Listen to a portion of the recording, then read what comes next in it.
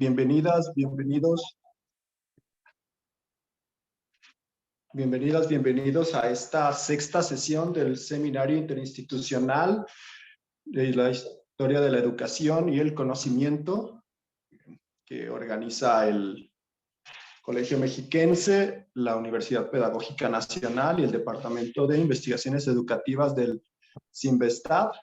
En esta ocasión, Cristian Mesa nos va a presentar un trabajo titulado "Lo tengo ocupado, lo necesito, lo tengo para los mandados. Asistencia escolar a mediados del siglo XIX en la campaña bonaerense". Me voy a permitir decir unas cuantas líneas sobre Cristian para que lo conozcamos y bueno, después le cedemos la palabra. Cristian es profesor en Historia con trayectoria en Ciencias Sociales por el Instituto Superior de Formación Docente y Técnica número 83. Ha cursado algunos diplomados en Enseñanza de las Ciencias Sociales y la Historia en Flaxo y en Historia Pública y Divulgación Social de la Historia y especialista en Ciencias Sociales y Humanidades con mención en Historia por la Universidad Nacional de Quilmes. Cristian se desempeña como profesor en la formación de docentes de historia y de educación primaria. Es formador en el área de ciencias sociales de la Dirección de Formación Docente Permanente de la provincia de Buenos Aires. Bueno, Cristian, tienes la palabra, tienes 20 minutos, te escuchamos, adelante.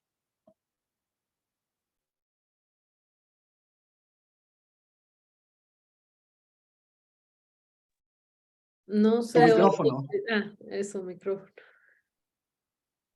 Bueno, les decía que muchas gracias por la oportunidad. Es un placer poder atravesar las fronteras a través de la virtualidad, al menos, y poder conectarnos. Sin duda que es una gran oportunidad en tanto nos permite conectarnos con especialistas de otras latitudes que sin duda pueden hacer aportes, observaciones que serán siempre bienvenidas, también en la que vamos construyendo con otros y con otras nuestra tarea de investigación y nuestros trabajos. Así que, bueno, yo armé una breve presentación que voy a compartir. A ver si aparece.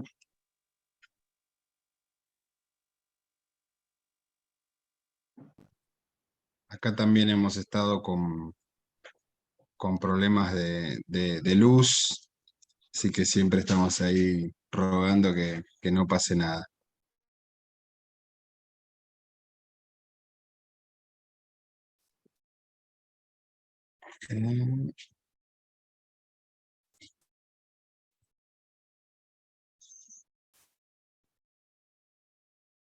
¿Se está presentando o no? Sí, ya podemos ver tu pantalla. Que está tardando un poco.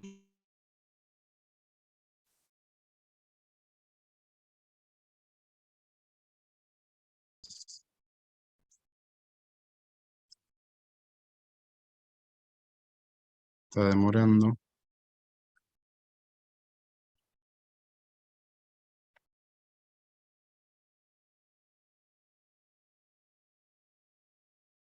Es una presentación de Canva, ¿se ve ahí eso?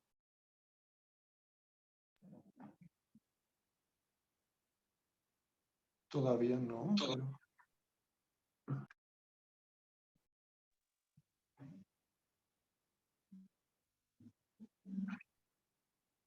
¿No?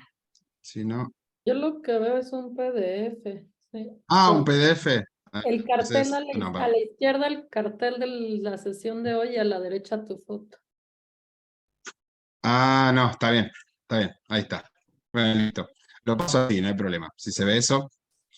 Bueno, en primera instancia, este trabajo fue parte de una investigación, una tesis de licenciatura, de grado, que estoy llevando adelante en la Universidad Nacional de Luján, que es, digamos, más largo alcance en tanto las problemáticas que abordo, lo que me interesa principalmente tiene que ver con las disputas que hay entre distintos niveles de gobierno y actores sociales en distintos espacios. Por un lado, el nivel central de gobierno de la educación, representado por Domingo Faustino Sarmiento, y las autoridades del nivel local de administración de los municipios.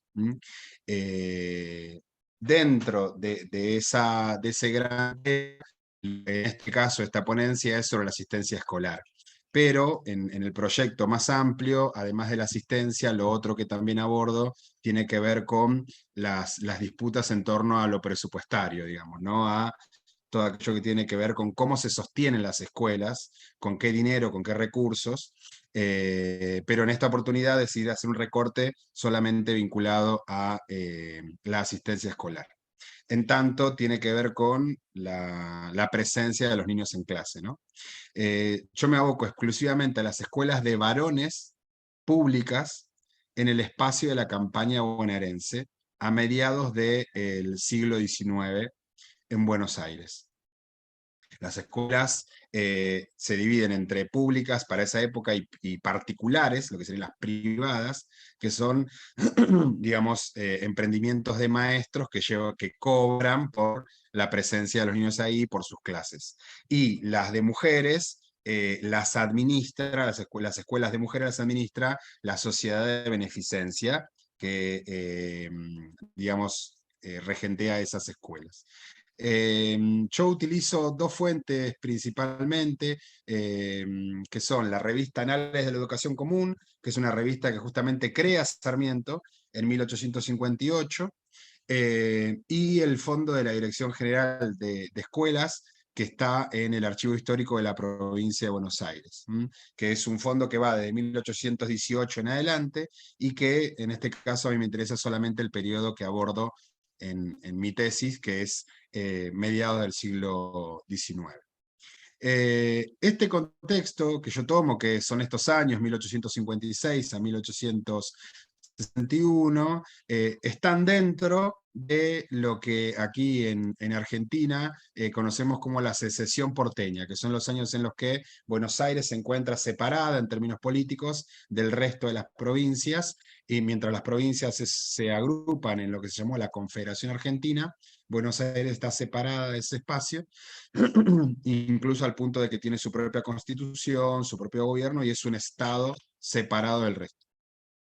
Estos años, 1856-1861, coinciden, no casualmente, con los años en los que Sarmiento está al frente del Departamento de Escuelas. Es la máxima autoridad del Departamento de Escuelas. Ese departamento tiene a su cargo las escuelas públicas de varones.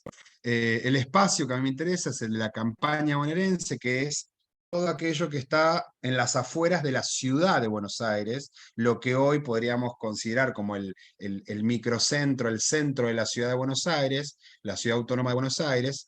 Mucho de lo que hoy está en las afueras de la ciudad, que hoy integra la ciudad, en su momento eran parte de la campaña.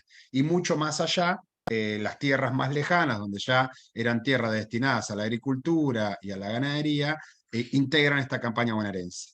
Una campaña bonaerense que va haciéndose, digamos, al calor de las expansiones militares que el Estado va teniendo cada vez más hacia el oeste y hacia el sur durante todo el periodo posterior a la Revolución de Mayo de 1810. En este periodo, que es este periodo de la secesión porteña, el Estado de Buenos Aires intenta avanzar sobre la campaña cada vez con mayor peso y mayor presencia, ¿no? Tiene que ver con la mirada que el Estado liberal de Buenos Aires tiene sobre la campaña, que es una mirada claramente despectiva, que entiende que la campaña está vinculada con el atraso, con la barbarie, ¿no? Y que por lo tanto ese Estado, y sobre todo en términos educativos, con Sarmiento a la cabeza, va a intentar llevar civilización, progreso, y esta idea de la educación como una forma de transformar la sociedad en esa campaña, ¿no? Entonces hay un avance del Estado sobre las poblaciones de campaña. Acá lo que a mí me interesa es la asistencia escolar, pero en definitiva lo que va por debajo, lo que atraviesa así bien de manera transversal toda la investigación, tiene que ver con las disputas entre los actores locales y el nivel central en torno a la educación. Estos actores están representados por Sarmiento, al frente del Departamento de Escuelas, los vecinos, los funcionarios locales, es decir, de las localidades de la campaña, de los municipios, ¿no?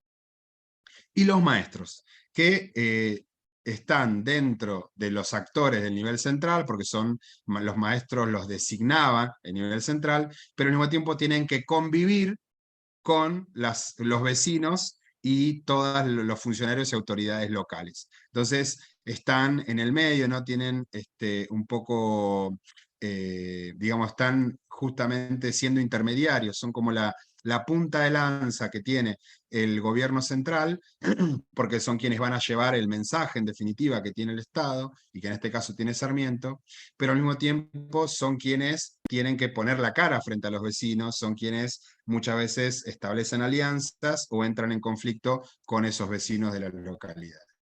El proyecto de Sarmiento, que es bien conocido, digamos, cuando uno se pone a estudiar sobre su figura, desde ya que es un personaje relevante para la historia argentina, al punto de que el Día del Maestro acá en Argentina justamente hace referencia al 11 de septiembre, que es el día del fallecimiento de Sarmiento. El proyecto de Sarmiento, que tiene que ver con el viaje que hace como agregado del gobierno chileno por algunos países de Europa y después en Estados Unidos, que sobre todo tienen que ver con, a partir del contacto que establece con el matrimonio de Horace y de Mary Mann en Massachusetts, lo llevan a diagramar un programa, un proyecto de sistema educativo que quiere implementar. Eso lo va a poder hacer recién luego de la caída de Juan Manuel de Rosas en 1852, en los años posteriores, cuando Buenos Aires ya se establezca como Estado, tenga su propia constitución y esté separada de la Confederación, Sarmiento va a intentar de alguna manera llevar adelante ese proyecto. Acá lo puse, lo inicié, si no se leía bien. Esto es solamente una cita de una carta que le escribe a Bartolomé Mitre, que era ministro de Gobierno del Estado de Buenos Aires por aquellos años, sobre su intención de poner en marcha un proyecto educativo que, como plantea acá, es la palanca de la civilización, ¿no? Esta propuesta yo la enmarco en términos teóricos con una idea que ha planteado Foucault y que después también ha desarrollado Agamben, que es esta idea del dispositivo, ¿no? Porque tiene que ver sobre todo con esto que plantea Nicolás Arata, de que estas formas escolares, en este caso la escuela, el proyecto de Sarmiento, son construcciones colectivas que no tiene que ver también, que no tiene que ver con, digamos, decisiones unilaterales o unidireccionales, como vamos a ver ahora, sino que en realidad entra en juego una lógica relacional donde distintos actores tienen que poner en juego su peso, su forma de pensar la educación y el futuro de los jóvenes de la campaña. La pregunta que yo me planteo ahí es por qué los chicos no iban a la escuela, digamos, ¿no? ¿Por qué no asistían a clases? Ahí claramente la respuesta es multicausal. A diferencia de lo que podía pensarse o de lo que durante mucho tiempo se sostuvo, que tenía que ver con que esos niños eran mano de obra familiar y que no estaban en la escuela porque sus padres los tenían trabajando en las actividades agrícolas o familiares. A partir del trabajo con las fuentes, yo entiendo que hay más causas que permiten entender por qué los chicos no iban a la escuela. Entre otras, porque hay una gran disputa entre el nivel central y el nivel local de la educación, como se puede ver en la ponencia, que va desde enfrentamientos entre los vecinos y el maestro, como el caso de Bragado con Juan Milburg, por ejemplo. Hay un grupo de vecinos que le escribe a Sarmiento y le pide que lo saquen del cargo, porque expulsó a un alumno y ellos consideran que eso es injusto. Mientras tanto, hay otro grupo de vecinos que le escribe a Sarmiento al mismo tiempo y le dicen que no lo quite del cargo, que si lo quita del cargo, ellos se quedan sin maestros, se quedan sin educación, nadie se queda a cargo de la escuela.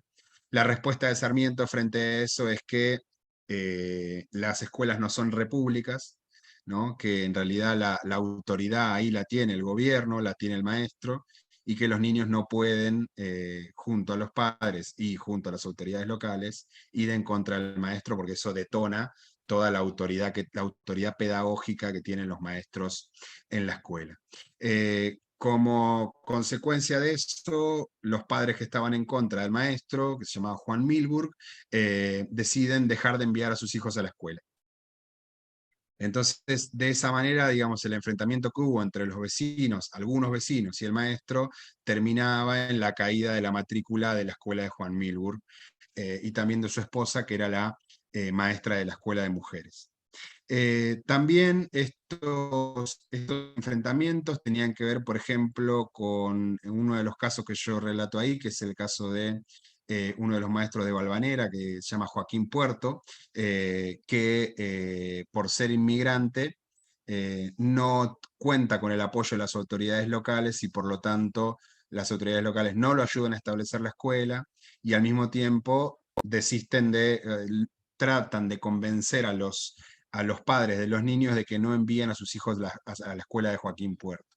Sobre todo ahí lo interesante es cómo Sarmiento va tejiendo redes de relaciones con los actores locales, pero cómo esos actores locales no responden necesariamente, fielmente a las directivas que va desplegando Sarmiento en el territorio. Por eso decía esta cuestión de que no es unidireccional el proyecto de Sarmiento, sino que tienen que entenderse como un entretejido, un entramado de relaciones y de acuerdos que no siempre llegan a buen puerto, digamos, ¿no?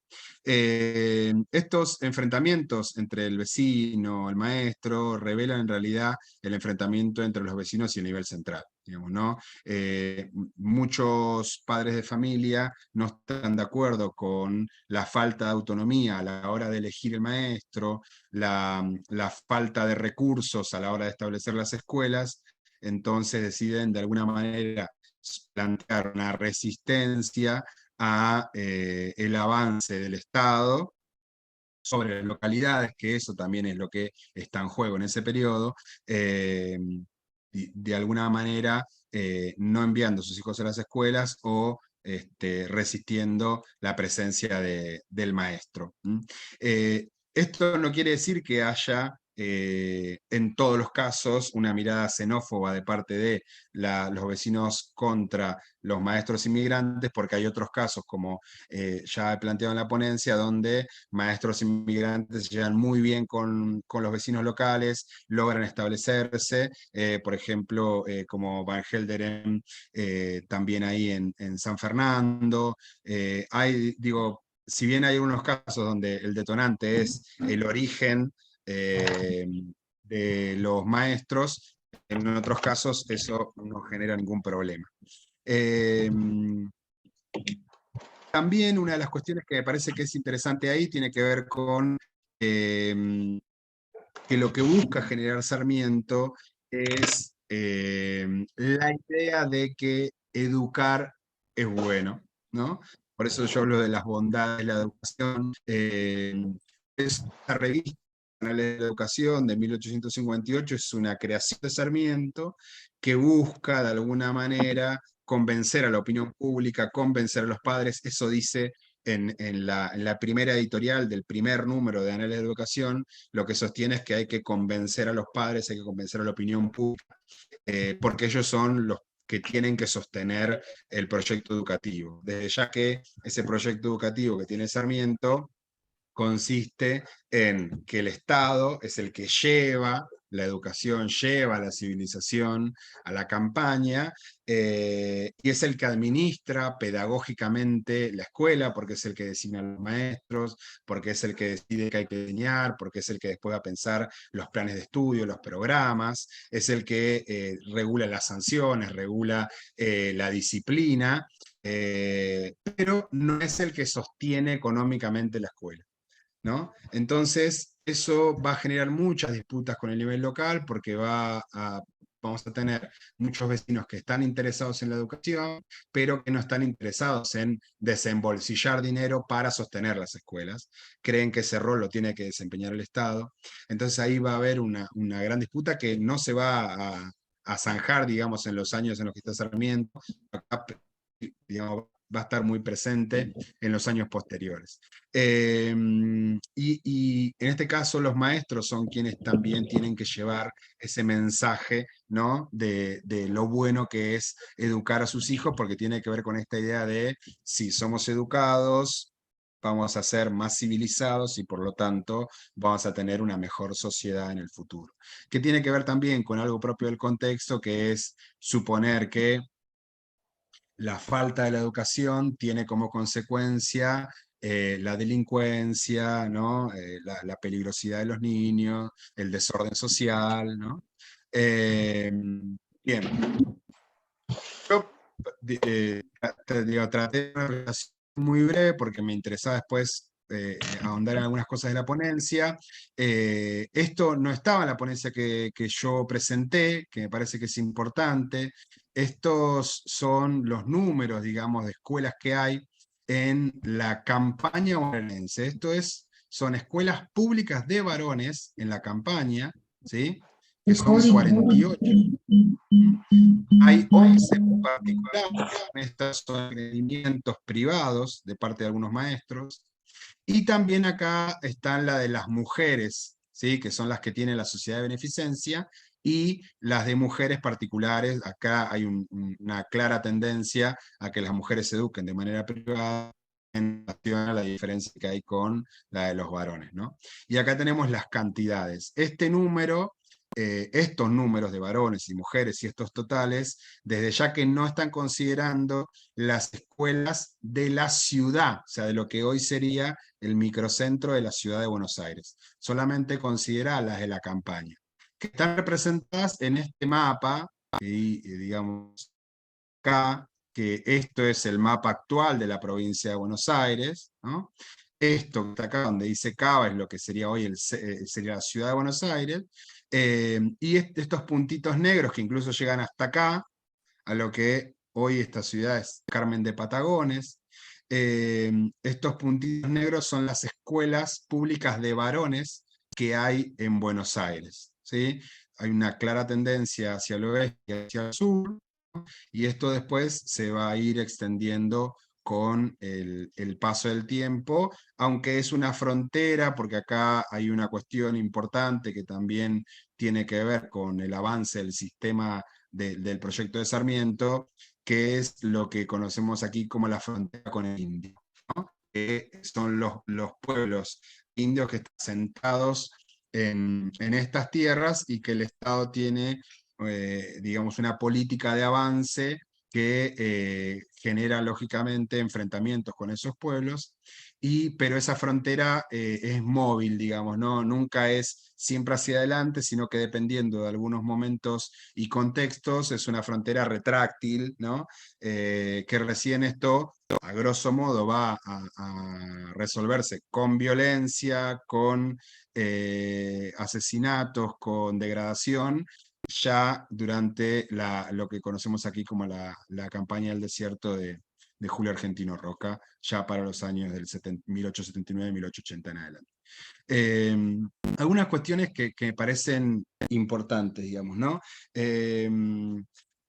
Era necesario para Sarmiento y para el gobierno del Estado de Buenos Aires convencer a los vecinos de que era beneficioso para todos y para todas educarse, ¿no? Y por eso pone en marcha toda una maquinaria editorial, sobre todo, que tenía anales de educación a la cabeza, pero también editoriales en los periódicos, porque los miembros del gobierno y Sarmiento, por ejemplo, son al mismo tiempo habituales columnistas de los diarios que circulaban para la época en Buenos Aires, digo, al punto de que Bartolomé Mitre es el que funda el diario La Nación, digamos, ¿no?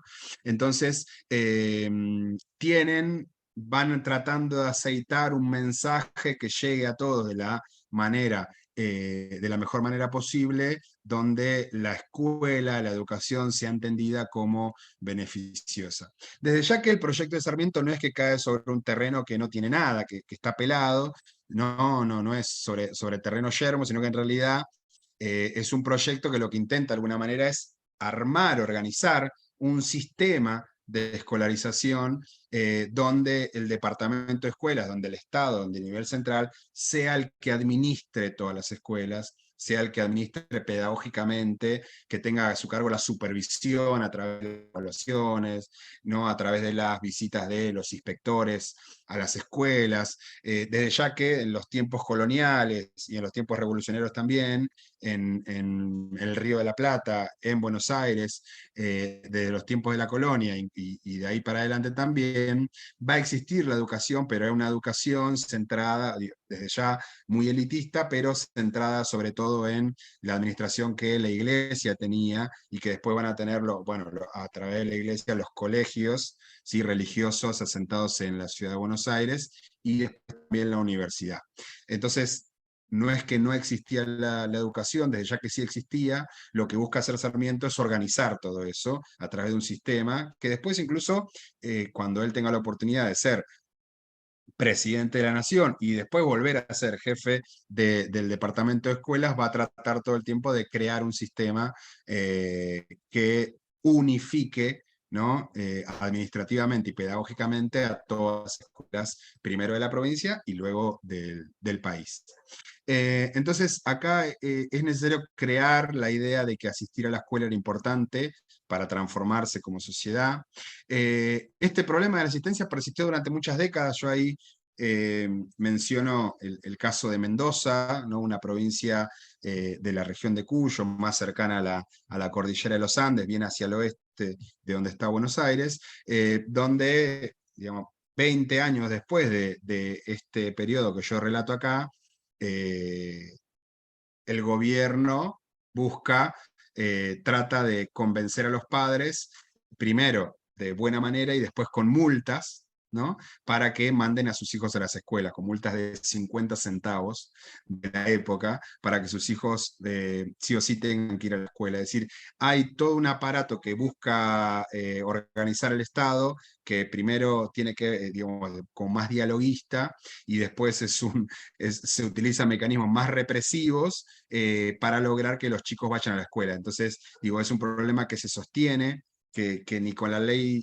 Buenos Aires tiene su primera ley de educación recién en 1875, y después va a existir la ley nacional, que es la ley 1420, que es de 1884, pero esos problemas no se van a solucionar. Digo, vamos a seguir encontrando, las fuentes nos van a seguir mostrando situaciones donde el Estado tiene que convencer a los padres para que manden a sus hijos a las escuelas. Es decir, no está tan, si bien muchos padres están convencidos de que las localidades son las que tienen que administrar las escuelas, eso no necesariamente se traduce en que todos entienden que la escuela es prioridad, digamos, ¿no? Que enviar a sus hijos es prioritario en las localidades. Entonces, ahí lo que yo trato de ver un poco con la ponencia y con la investigación de más largo alcance es, digamos, me interesa mucho cómo ese proyecto de Sarmiento, ese mensaje de Sarmiento,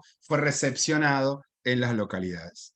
Entonces, lo que yo veo ahí es que hay resistencia de parte de las localidades y la falta de asistencia a clases fue una de las manifestaciones de esas resistencias al mensaje de Sarmiento en torno a la educación. Bueno, muchas gracias. Ahí yo termino con la presentación. No sé cómo estoy de tiempo. Ya por ahí. Gracias, Cristian. Sí, te pusimos por ahí por el chat cómo íbamos con el tiempo. Bueno. Bien, pues si les parece, vamos a darle la palabra al doctor Juan Alfonseca, si está por aquí, ¿verdad?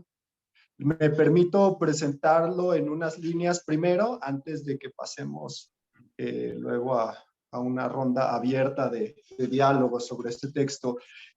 Juan Alfonseca es doctor en estudios latinoamericanos por la UNAM, es profesor investigador en el Instituto Superior de Ciencias de la Educación del Estado de México. Ha desarrollado estudios históricos sobre los procesos de institucionalización de la escuela en contextos rurales de México y República Dominicana. Y tiene como autor diversos artículos en revistas y libros. Adelante, doctor. Tiene también 20 minutos para sus comentarios. Bueno, buenas tardes a todas, todos, todes. En mi casa se ha estado yendo la luz continuamente. Hace un momento fui creo que el segundo en la sala de Zoom y me sacó gran acelerón porque mi teléfono no conectaba bien. Entonces voy a ir muy rápidamente. Con Cristian ayer tuvimos un breve diálogo a través de la página de academia.edu, porque yo me acerqué a tu tesis de licenciatura muy interesado. No conozco prácticamente la historia puntual, digamos, documental, local de la escuela argentina, y quería ver un poco más tu tesis cuando recibí el título, ¿cómo se llama? Perdón.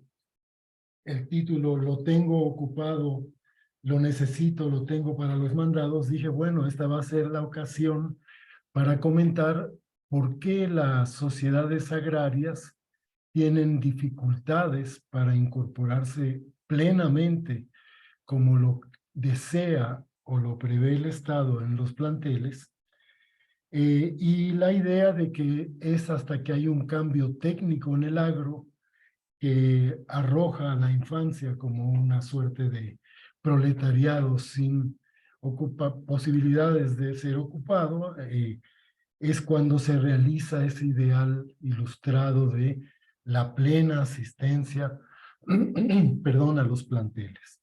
Pero en el interín hubo una confusión. Yo pensé que tú ya no ibas a presentar, lo comenté con Ariadna. Luego que sí, que era otro el que no había presentado, el de la sesión pasada.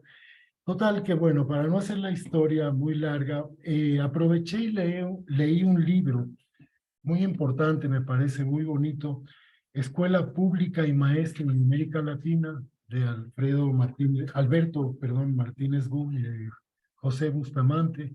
A José lo conocimos muy bien por aquí, por México, apreciamos enormemente sus estudios. Y bueno, voy a hacer mi comentario un poco en función de estas cosas que he estado leyendo.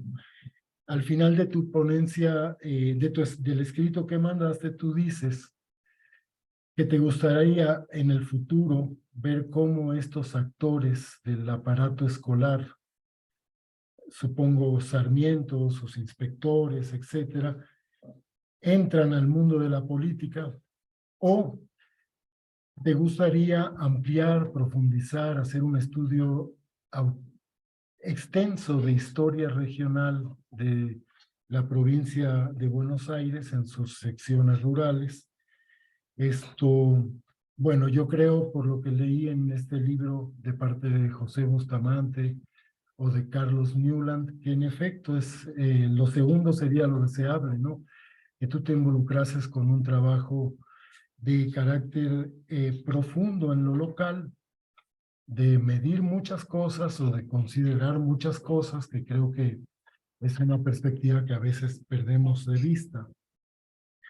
En entender por qué o cómo participan las comunidades en las escuelas.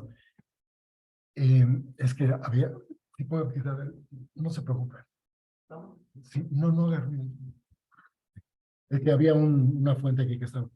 Disculpen. Bueno, yo no teniendo experiencia en ese proceso de escolarización, la tengo, sin embargo, en otro que en alguna forma es similar a lo que tú estás en tu trabajo considerando. Un estado político que entra a, digamos, a centralizar aspectos del movimiento escolar que viene de atrás, persiguiendo modificaciones, persiguiendo el avance de discursos por la escuela, etcétera, etcétera, etcétera. Yo no estudié nada en relación con esta época histórica en América Latina, pero me involucré con un proceso de escolarización en los años de la posrevolución en México, donde también traté de considerar eso, bueno, cómo hizo el Estado federal para controlar esas escuelas, para desplazar a otros actores, y lo hice también en la República Dominicana, estudiando un Estado nacional dominicano que incidentalmente es ocupado por los Estados Unidos y que sin embargo también lanza una campaña de centralización de la enseñanza muy fuerte. Bueno, me parece que en ese sentido yo quisiera destacarte algunas cosas, sobre todo de tipo metodológico. La primera creo que es que tú tratas una coyuntura de 5 años y que una coyuntura quizás en un proyecto ya de historia regional de la escuela debe de verse a la luz de un concepto de tiempo histórico que nos conecte estructuras pretéritas con la coyuntura, porque solamente así podremos explicar una cantidad de procesos que afectan a la escolarización. Creo que ese mundo municipal, en el libro que te comentaba de Bustamante y de Martínez Boom, se habla de este gran acontecimiento que es la escolarización en los días de las juntas patrióticas por la enseñanza. Bueno, entender cuáles son esas dinámicas entre el proyecto de Sarmiento y el pasado, en términos de historia cultural, de cómo se manejaba la escuela, quién decidía dónde se ponía la escuela, quién era el maestro, quién lo certificaba, si es que lo certificaban. Todo eso comienza a ser cortocircuito cuando el Estado central o el Estado nacional, en el caso de Buenos Aires, por lo que entiendo en este periodo, es todavía una política provincial, ¿no? Todo eso cuenta, entonces una visión del tiempo histórico como estructura y coyuntura sería como algo que yo fui en mi experiencia acumulando. Por ejemplo, Newland habla de que entre 1820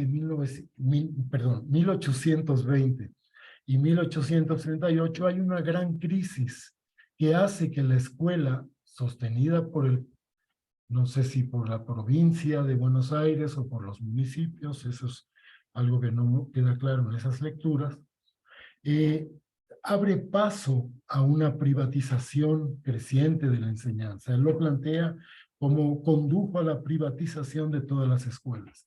Bueno, yo supongo que cuando viene luego Sarmiento y el departamento escolar a poner orden en alguna forma, aunque esa idea de la educación común se me ha hecho un hallazgo, bueno, afortunadamente me puse a leer, me pidieron comentar tu trabajo porque por fin entendí lo que era la educación común como sistema fiscal.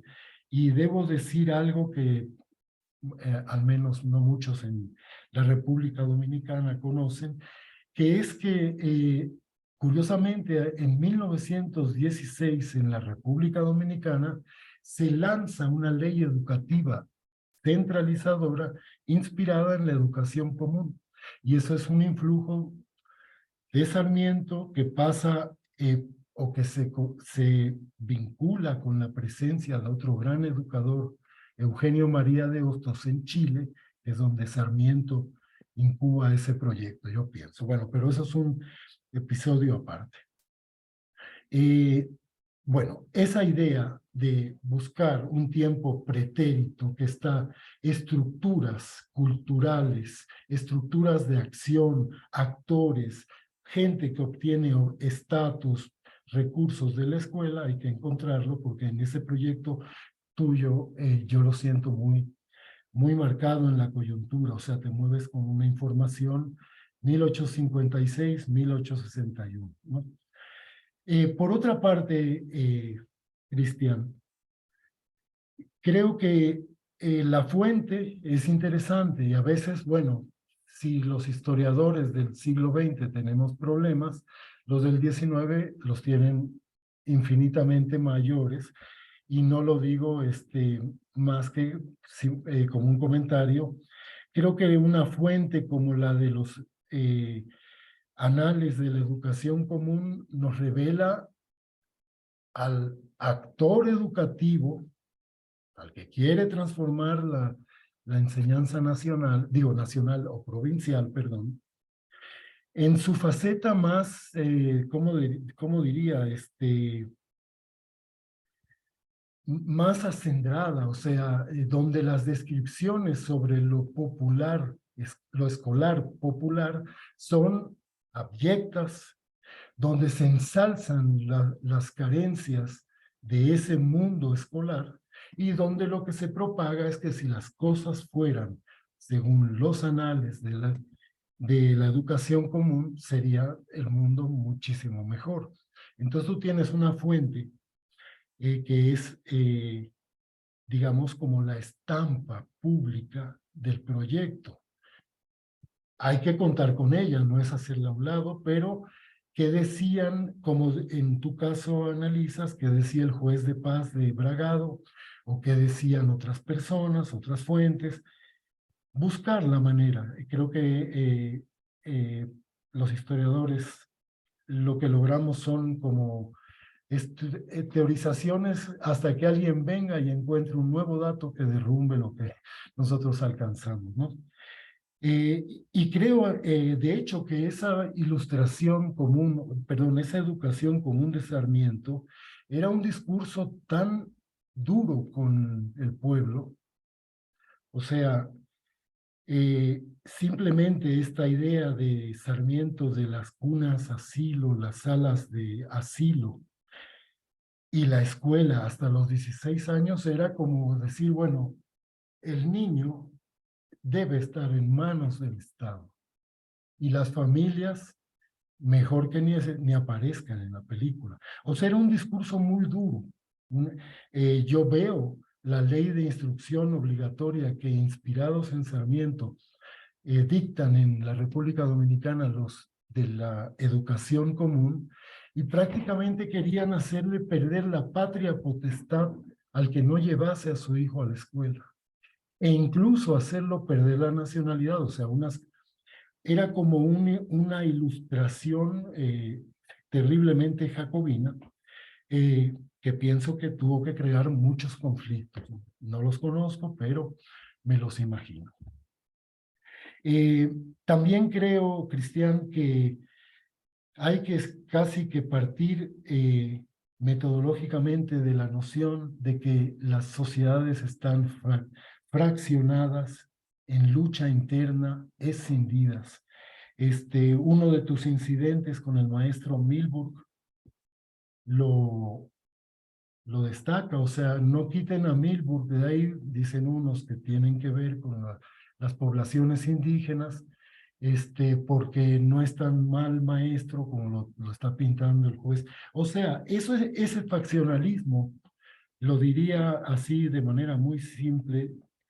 Me parece que sin faccionalismo, por ejemplo, un proceso de centralización como el que lanzó la Secretaría de Educación Pública en México, no habría avanzado. O sea, siempre hay digo, no lo elijo esto, ni lo sugiero, ni lo pronuncio como una ley sociológica, pero la llegada de un poder externo anima una escena local de fraccionada, escindida, que aprovecha el poder externo para recapitalizar en términos de relaciones de fuerza su situación local. Eso hay que verlo, pero en tu discurso a lo largo del escrito hablas de logro, de acuerdos, hablas de el Estado habilitó el peso que tenían los vecinos, es quizás idealidades. En algún momento de bueno, en seminarios hace mucho tiempo con Ariadna llegamos a decir que qué mejor casi que quitarnos de la boca la palabra comunidad y hablar de localidades o de núcleos de población, porque en efecto esa imagen de una unidad en el mundo rural creo que no es digamos, ni siquiera como lo pensaron los populistas rusos, que vino a ser escindida por el capitalismo, ni nada que se le parezca. Hay que partir, como siempre, de una visión de que las sociedades están en conflicto interno, que estos poderes centralizadores en aras del Estado, lo que hacen es que rearticulan algunas de estas facciones. También quisiera destacarte, Cristian, que todo lo que leemos en los archivos son discursos estratégicos. O sea, no derivemos directo que en efecto la asistencia eran 3 ese día, porque ese es un discurso de los inspectores. No digo con esto que haya una fórmula para llegar a una suerte de verdad detrás de discursos estratégicos como los que se les dirige al Estado o los que contestan las comunidades, muchas de estas iniciativas. Pero hay que ver la forma de hallar formas de contrastación, ¿no?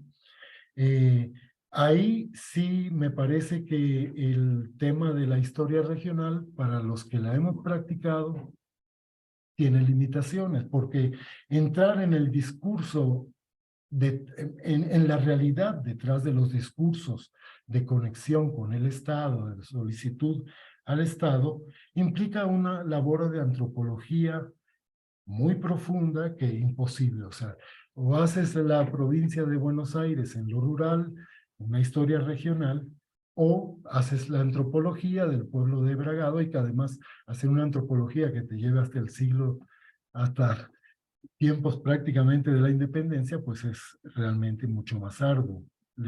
Es arduo para los que trabajan con el siglo pasado, no digo para los que trabajan con el 19, pero creo que es una tensión que tendríamos, o sea, el alcance y las posibilidades de la historia regional y cómo podríamos hacer los historiadores regionales para llegarnos, no sé, casos profundizados antropológicos, con estrategias antropológicas o de antropología cultural. Un último señalamiento, porque además ya estoy en el minuto 19.2. Es que yo me pregunto si el único, digamos, la asistencia escolar es siempre el gran baremo de la resistencia cultural a la escuela. Porque sí, los pueblos, si no están contentos, quitan a sus niños del plantel, pero no es lo único que los afecta. Por eso yo te sugiero una historia como la que construye Ben Eklund sobre el campesinado, las escuelas campesinas rusas, nos deja ver lo complejo que es tratar de aislar simplemente cómo la asistencia se mueve a lo largo del año en el contexto rural. El trabajo es estacional, que el trabajo está, digamos, uno como historiador tiene que tratar de ser muy cuantitativo, eso es algo que tú no perdiendo de vista cosas que son cualitativas, desde luego. Pero, por ejemplo, Eklov le imputa al trabajo agrícola de los campesinos rusos casi el 40% del ausentismo escolar. Cerca de un 15% lo tiene la salubridad, ¿no? Las epidemias en el siglo XIX seguramente tenían mucho que ver. Otro tipo de calendarios sociales están jugando en el ausentismo escolar que uno no, por meterse en una lectura interesada en saber cómo el Estado centralizó políticamente y subordinó a los niveles municipales, necesariamente está conectado con eso. Pero bueno, mi tiempo ya cumplió 20 minutos y un poquito más. Se me hace un trabajo muy, muy interesante, Cristian. Tú decías hace un momento, bueno, y en todo esto, quitarnos de que lo que pasa en esas realidades es racionalidad. O sea, creo que tenemos que comprometernos con que no todo lo que vemos en la documentación obedece a alguien que controla racionalmente las cosas. O sea, a veces los pueblos ni siquiera recibían las leyes cuando ya tenían al nuevo actor jurisdiccional exigiéndoles cosas, ¿no? Y uno podía leer que su resistencia era política o que era cultural, y no, si no conocían la ley ni el procedimiento, no pasaban las cosas. Yo lo dejaría ahí y si puedo ampliar algo más, pero muchísimas gracias por esta invitación a comentar tu trabajo. Gracias al doctor Alfonseca por sus comentarios. Cristian, ¿tienes un momento para replicar, para recuperar algunas ideas y responder algunas de estas observaciones antes de abrir al resto de los asistentes la charla? Bueno, muchas gracias al doctor Fonseca por las observaciones. Muchas son cuestiones que he tenido en cuenta en la investigación, digamos, más amplia que estoy haciendo, que incluso una de las cuestiones vinculadas al problema de la asistencia es justamente que no hay registro de asistencia, que ahí en la ponencia yo justamente hablo de eso. Uno de las intencionalidades en esto de controlar qué es lo que pasa en las escuelas que tiene el proyecto de Sarmiento es crear un libro de registro de asistencia. Y uno de los grandes temas es que esos registros, desde ya que no están, por lo menos en el archivo, y que en las referencias que hay en la revista sobre esos registros de asistencia es que los maestros no los completan. Y principalmente los maestros de las escuelas particulares. Entonces, como no hay un panorama completo de qué es lo que pasa con la asistencia en las escuelas. Eso por un lado. Después, desde ya que el trabajo de José, de Bustamante Bismara, es fundamental para mi tesis. Además, bueno, he tenido la posibilidad de conocerlos, aunque sea virtualmente, y hemos tenido algún intercambio. El trabajo que él está haciendo, que estuvo haciendo últimamente, vinculado a la cuestión fiscal, también es algo interesante para pensar qué pasa con las escuelas, porque por eso yo decía, en la investigación más amplia, lo que a mí me interesa es tomar dos problemáticas, dos dimensiones de esas disputas que hay entre el nivel central y el nivel local. Una tiene que ver con la asistencia y otra tiene que ver con el financiamiento educativo, es decir, qué pasa cuando hay que sostener la escuela, cuando hay que sostener el sueldo de los maestros, cuando... Bueno. Entonces, esas son las dos cuestiones que me interesan y que en el largo plazo, digo, se siguen sosteniendo. Es cierto que yo tomo una coyuntura muy breve que tiene que ver con el objeto de la tesis, y también lo cierto es que me interesa más esa segunda mitad del 19 que la primera mitad del 19, porque en definitiva, digamos, la primera mitad está muy bien estudiada, incluso, bueno, Bustamante Bismar ha hecho muchos trabajos sobre la primera parte del siglo XIX, me parece que ahí está súper bien todo eso.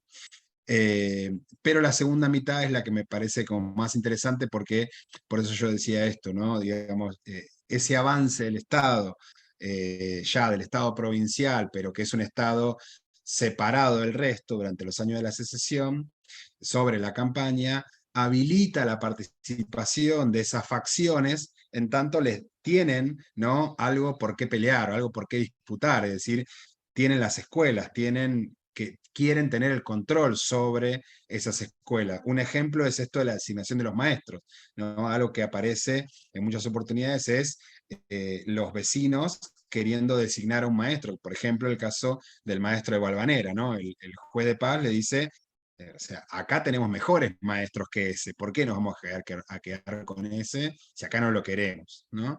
Entonces digo, y así en distintos puntos de la campaña, desde ya que en relación a esto de pensar una historia más regional, sería, para el objeto de una tesis de licenciatura, sería demasiado pensar en cada uno de los pueblos de campaña, ¿no? Quizás una investigación posterior podría ser, entonces ahí hay como una primera limitación en relación a la cuestión espacial, digamos, ¿no? A considerar a todos los lugares. Por eso yo tomo algunos como emblemáticos que me parece que también son aquellos sobre los que en la fuente hay, cuando digo la fuente no es solamente Anales, sino también en el archivo propio, digamos, ¿no? Del Departamento de Escuelas, hay mayor referencia a estos casos, como el caso de Milburg, y también tiene que ver un poco con, digo, pensando en la cocina, ¿no? De la ponencia o de la investigación. Por ejemplo, yo pude recopilar o tratar de seguir el rastro a Milburg, a la pareja Milburg, al punto de que, por eso pongo en la ponencia, de que yo los encontré en el censo de 1869, que es el primer censo nacional de Argentina, que justamente lo impulsa Sarmiento, cuando ya es presidente, y los encontré ahí. Entonces, después pude ir reconstruyendo su llegada a Buenos Aires, ¿no? Cómo se establecen, etcétera. Pero, por ejemplo, de Joaquín Puerto, este maestro extranjero que quiere estar en la escuela de Valvanera, no tengo ningún registro, no pude encontrar nada de él. Entonces, bueno, también de acuerdo a la disponibilidad de las fuentes, que ahí sí hice un entrecruzamiento porque fui buscando en el censo, fui buscando también, me valí mucho de Family Search como un repositorio, ¿no? Para poder, por ejemplo, ahí encontré el acta de bautismo del primer hijo de Milburg, acá, de los Milburg, acá en Buenos Aires. Entonces, eso me permitió ir reconstruyendo una pequeña línea de tiempo su recorrido acá en Buenos Aires. Me parece que es central esa pregunta que decía el doctor Fonseca sobre cómo hizo el Estado para controlar las escuelas y desplazar a otros actores. Ahí yo creo que me parece que está como el foco de lo que me interesa a mí, por eso yo digo, bueno, estas disputas en la que estos actores se están discutiendo quién controla las escuelas. Sobre todo, también es cierto que estas comunidades no siempre estaban al tanto de cómo había que proceder. Un caso, yo no lo pongo en la ponencia, pero que sí está en la tesis que estoy escribiendo, es el caso de una localidad que cree que el departamento se hace cargo de todo, que se hace cargo del alquiler de la escuela, que se hace cargo del mobiliario, que se hace cargo del maestro, y hay meses de intercambio de cartas entre Sarmiento y el juez de paz de esa localidad para decirle, pero mira que esto no nos corresponde a nosotros, esto le va a corresponder a ustedes. Entonces, hay todo un diálogo, un intercambio ahí que me parece que es muy interesante para pensar esto también de las distancias, los tiempos, cómo era la campaña en esa época, cuánto tardaba en llegar las noticias, cuánto tardaba en circular. Entre todos ahí, uno de los ejemplos tiene que ver con esto, digamos, ¿no? La falta, porque también la revista Anales se pensaba para que la leyera la opinión pública. Bueno, la otra cuestión es cuánto sabía leer la opinión pública, digo, ¿no? En términos de lectoescritura, digo, si todos tenían la posibilidad de leer, desde ya que es una pregunta que cada madura la respuesta para esos años, pero me parece que ahí la cuestión también es pensar que a diferencia de lo que, digo, porque Anales es una fuente muy rica, pues una fuente de 3 siglos, eh, como va a ser el monitor de educación después también para a nivel nacional, pero que a diferencia de lo que podemos pensar, si bien es la voz, ¿no? Esto que decía Alfonseca, es la estampa pública del proyecto de Sarmiento, que me gustó mucho esa referencia. También es cierto que yo digo, es como muy transparente en algunos casos. ¿Por qué? Porque en la revista, además de publicarse lo que Sarmiento piensa de la campaña, que dice que son bárbaros, que le falta civilización, cultura, etc., también se publican las cartas de los maestros, se publican las cartas de los jueces de paz, y ahí no hay intermediación de Sarmiento, ¿no? Digo, o sea, en esa publicación.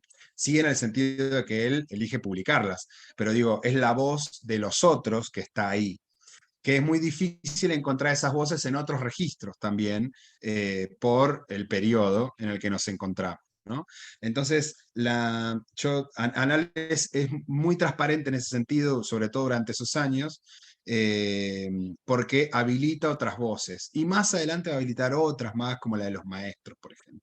Entonces sí es cierto, como dice el doctor Fonseca, que aparece la voz de los inspectores, que es la voz oficial, ¿no? Que tiene una mirada muy despectiva sobre las localidades, pero también aparecen las voces de los vecinos, de vecinos notables, aparecen las voces de las localidades. Desde ya que una de las cuestiones, por ejemplo, que a mí me queda pendiente y que no voy a poder resolver, es, bueno, ¿qué pensaban los chicos? ¿No? O sea, ¿qué pasaba con los niños realmente? Que es algo que no puedo reconstruir para la época, pero que sería como el actor que falta ahí desde ya, que es el actor primordial de la escena, pero sobre el que no tengo voz ni forma de reconstruirlo, por el momento no he encontrado.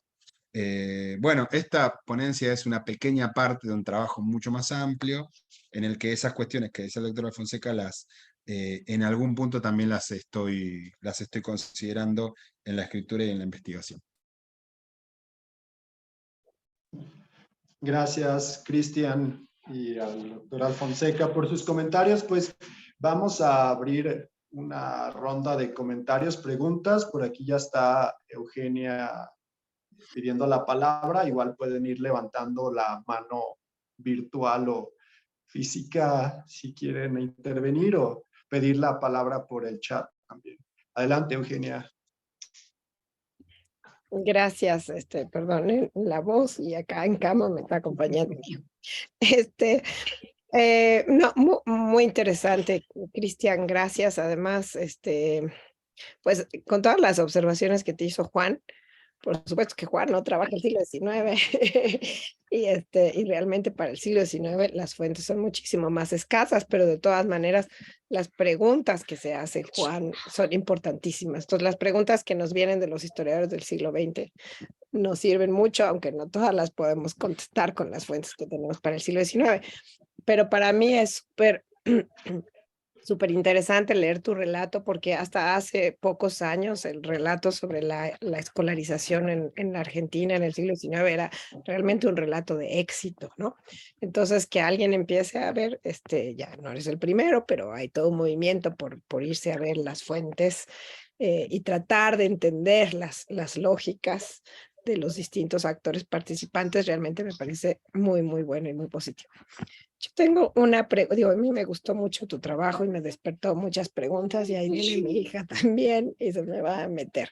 Bueno, una pregunta muy concreta, que a lo mejor no la puedes responder, pero que es importante averiguar. El tema de la patria potestad sobre los niños. O sea, a mí me llamó mucho la atención tu cita de Sarmiento, cuando se quejan de Milburg, o sí, fue de Milburg, sí, y contesta, Sarmiento contesta, el maestro de escuela es por ley una autoridad en lo que respecta al régimen interior de la escuela y ejerce la patria potestad sobre los niños en la misma plenitud que el padre. Etcétera. La escuela no es una república. Se dice mucho sobre el avance del Estado y no sé qué en el control de los niños, pero lo que yo me he encontrado para el siglo XIX mexicano es que primero lo que hay, y eso lo encontré estudiando el castigo físico a mediados del siglo XIX, lo primero que, o sea, en México, por ejemplo, la patria potestad se codifica apenas en el Código Civil de 1861. Que es cuando, espérame, ahorita te digo porque hasta fui a buscar la cita. O sea, lo que hay es y el maestro efectivamente es el que en el maestro se delega la patria potestad, ¿no? Lo veo espérame tantito, en la Ley de Libertad Religiosa de 1861 en México. Una de las cosas que se dice es que a los niños no se les puede obligar a los ritos católicos, a que participen en los ritos católicos, porque eso es algo que pueden decidir sus padres. Como el poder que los rectores y profesores ejercen sobre sus educandos es una delegación de la patria potestad, o sea, del padre, y no de la autoridad pública, mientras los hijos estuvieran en poder del padre y este pida tal y cual cosa, bueno, el padre decide, ¿no? Entonces, antes, el maestro tenía, o sea, en la visión, en la cosmovisión católica, el maestro tenía una autoridad delegada por Dios, por ejemplo, para el castigo, para corregir el pecado de los niños, corrigiendo la falta, para que el niño expiara y corrigiera sus inclinaciones más, porque era una autoridad que le daba Dios. En el siglo XIX, con el liberalismo, esa autoridad pasa a los padres y solo después pasa al Estado, ¿no?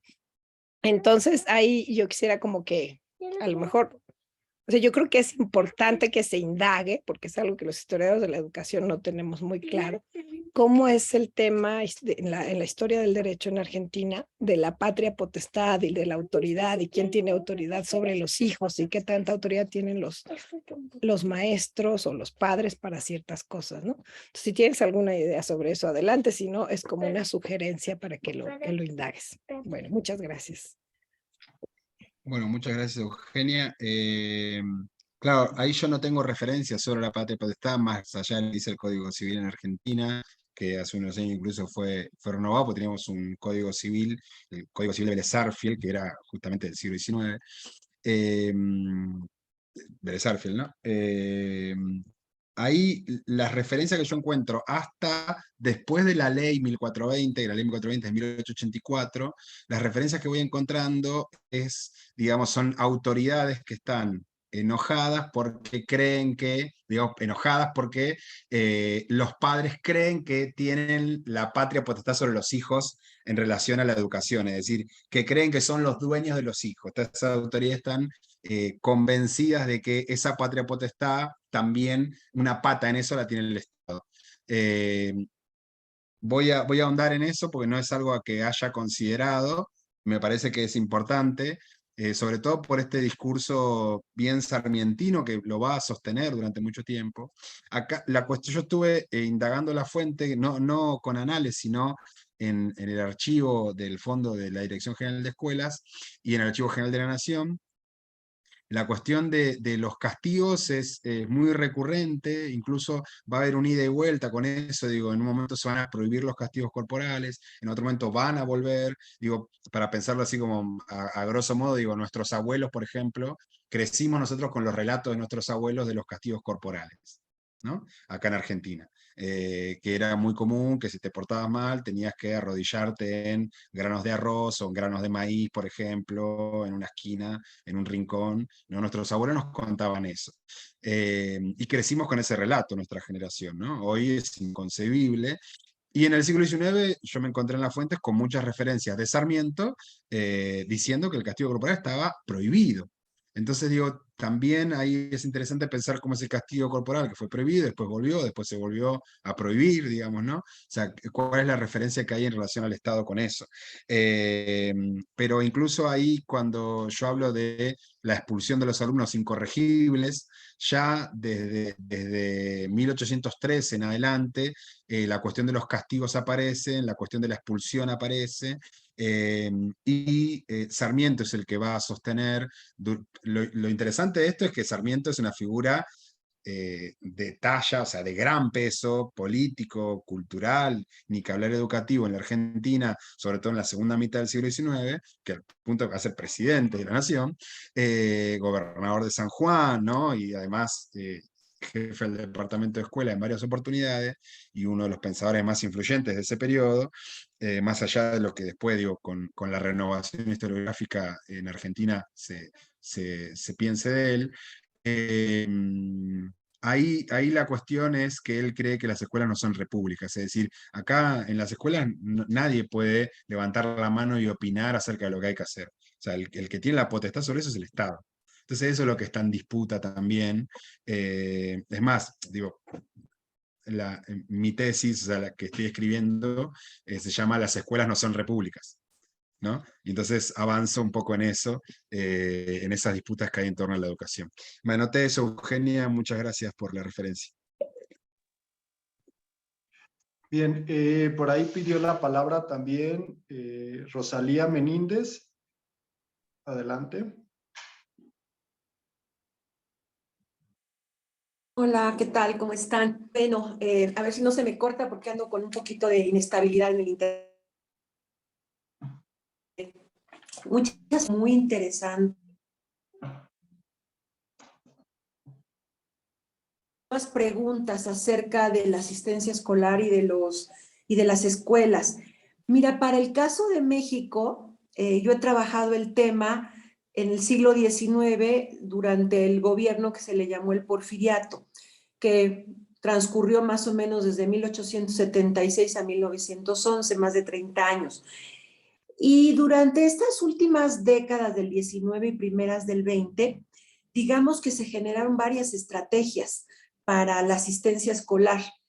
Efectivamente, hay varios actores aquí involucrados en todo este tema, que cada uno tiene como un rol distinto, ¿sí? Padres de familia muy, muy interesados. Aquí en el caso de México, los padres de familia promovían mucho la apertura de escuelas.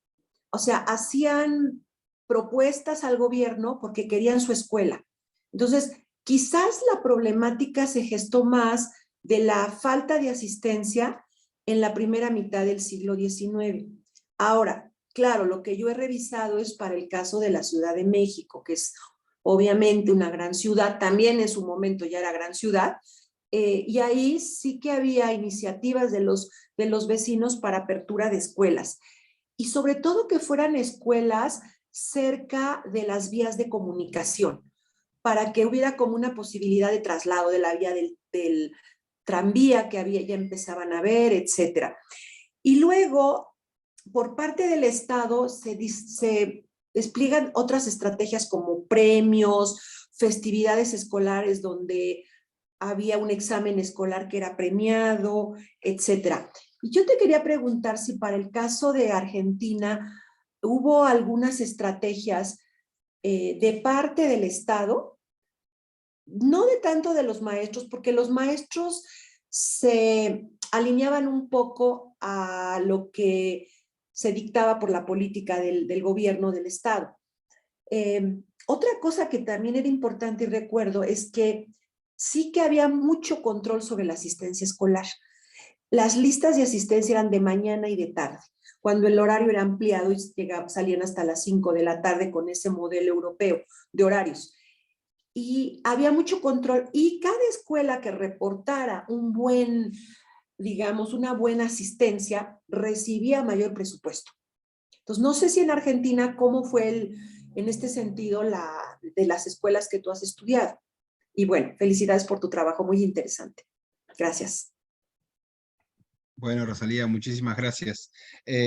Acá, cuando se empieza a crear ese sistema que Sarmiento está pensando, hay premiaciones, hay concursos literarios, por ejemplo, ¿no? A ver, el proyecto de Sarmiento lo que busca es que las localidades participen, ¿no? Que es el modelo norteamericano, digo, que él trata de copiar de Horace Mann, ¿no? Que es involucrar a los vecinos en la participación por la educación.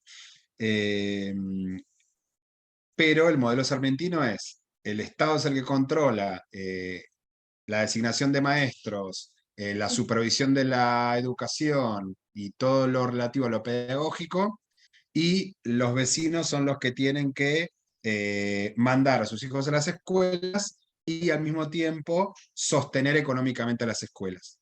Va a haber una ley que es la ley de 1858, que promueve Sarmiento, que lo que hace el Estado para fomentar la educación, lo que hace es colaborar económicamente con las escuelas más alejadas del centro de la ciudad. Entonces, por ejemplo, lo que Sarmiento dice, bueno, si ustedes quieren abrir una escuela, ¿no? Tienen que armar un presupuesto sobre lo que sale la escuela y nosotros y ustedes juntan dinero. En esa época se levantan suscripciones, ¿no? Se armó una comisión de vecinos y cada uno tenía un rol. Y después, por ejemplo, había lo que llamaba un comisario de manzana, ¿no? Que era el que levantaba la suscripción en toda la manzana. O sea, era un vecino que iba por toda la manzana con una lista. Eso está en la revista Anales, es algo con lo que, por eso yo decía, la otra pata de esto es la cuestión del financiamiento. Sale el vecino, sale con una lista y anota quién le dio qué, ¿no? Y anota, fulano de tal me dio 20 pesos, ¿no? 100 pesos. Entonces, todo eso los vecinos tenían que rendirlo al banco, ¿sí? De Buenos Aires, y después el departamento de escuelas agarraba ese dinero y en función a lo recaudado aportaba otra parte para la creación de escuelas. Porque la otra cuestión es que en Buenos Aires, para esa época, no hay edificios escolares, no existen. O sea, eso recién se va a empezar a crear con las dos escuelas modelo, que son las escuelas de Catedral al Norte, pero ya recién a partir del 58 en adelante, que son modelos que después van a terminar, digo, esto un poco que decía Eugenia, ¿no?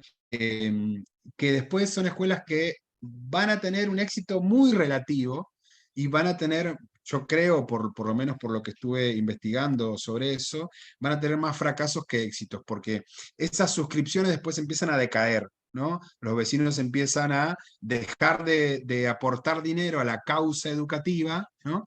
Y la cuestión de la construcción de los edificios va a quedar solamente a voluntad de aquellas localidades que tengan dinero y que tengan capacidad para crear los edificios y en la voluntad que tenga el Estado. Y también lo otro es que el contexto económico ayude para que el Estado pueda desembolsillar. La otra cuestión es que en esos años son años en los que el Estado de Buenos Aires está en guerra con la Confederación, por lo tanto es muy difícil que, digamos, se concentre tanto en la cuestión educativa cuando en realidad hay otros problemas con los que hacer frente. Pero el Estado sí hace un intento a través de estos premios, premian los exámenes, digamos, de esa junta de vecinos, muchas veces integrado por los vecinos notables y sus esposas, van a las escuelas y toman examen, ¿no? Presencian los exámenes y entonces después de un premio, que podría ser un libro, podría ser lo que hoy conocemos como un kit de útiles escolares, ¿no? O en algunos casos podría ser dinero, con alguna suma muy pequeña. Pero es porque ahí yo creo que hay una intencionalidad de parte del Estado de promover la educación, de los beneficios de la educación, pero bueno, la cuestión es que termina teniendo sabor a poco eso después, en realidad, en las localidades. Okay. Muchas gracias. Gracias. Comentarios, dudas por acá, preguntas para el trabajo de Cristian. No veo más manos. Alfonseca, por favor.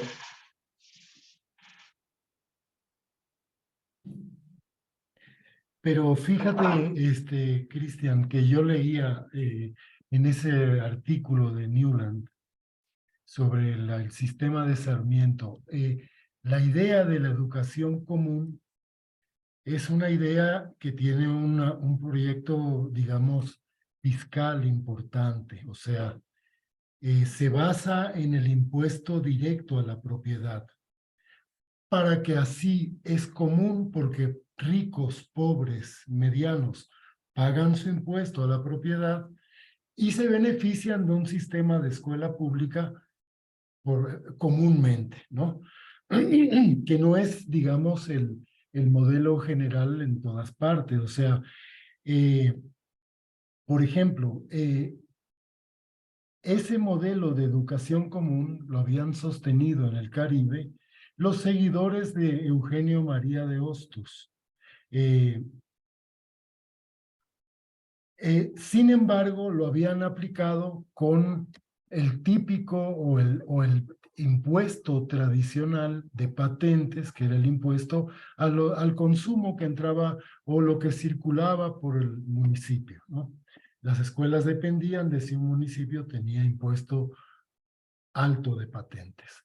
Cuando vinieron las ocupaciones norteamericanas, a final de cuentas, y todo esto se inspira en el sistema de Horace Mann, eh, las ocupaciones militares en Cuba, Puerto Rico, Santo Domingo, pusieron un impuesto directo a la propiedad como medio de financiación de la escuela. Y ahí se desplomó, en el caso, por ejemplo, dominicano, todo el aparato educativo, porque hubo mucha resistencia de las clases medias y de las clases altas a pagar ese impuesto, mientras ellos pudieran escolarizar a sus niños y niñas en buenas escuelas, bueno, no importaba.